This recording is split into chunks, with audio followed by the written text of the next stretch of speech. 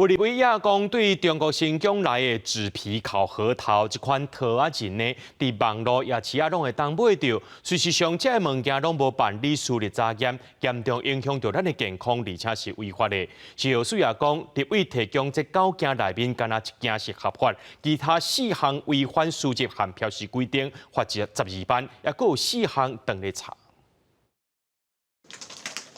经过处理的壳真轻松，就会当掰开，摕出个人来食。对中国新疆来的纸皮烘核桃，是最近真流行的四手啊！伫电商和拍卖平台都会当找到。社群网站嘛有人揪团。有我女儿常常买啊，是她常常买。看它是哪里进口，或是我没有注意看，没有注意看嘿。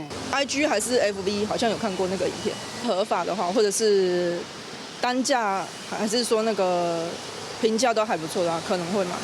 立委林小芬讲，伫今年初就已经要求食药署去了解大量伫网络无办输入查验的新疆纸皮烘核桃，若是违法，应该要求业者落市。但若伫网络平台嘛是拢看会到，甚至入看伊福利社头前菜单的业者嘛在卖。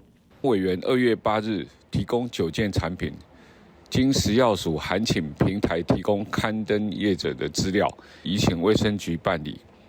结果1件合法输入，4件查获违反食安法第22条及第30条，共计裁罚12万。食药署强调，中国输入纸皮核桃和其他食品的管理相同，必须经过申请输入查验，符合相关规定。今年以来，中国纸皮核桃报验8批，检验4批都符合规定。另外，食药署嘛实际去市面上买6件来检验，其中1件甜味剂不合格，已经要求落架，而且裁罚。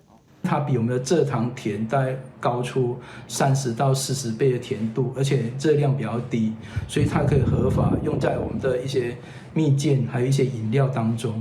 那可是像烤核桃的话，它是不得使用的，所以要求下架。 动物科的医师提醒讲，若不是合格输入，无照咱国的法规来标示添加物，恐惊有食安的风险。食药署讲，持续督导卫生局办持受中国食品的查核，今年开始已经查到31件业者违法，拢会依法来罚。记者综合报道。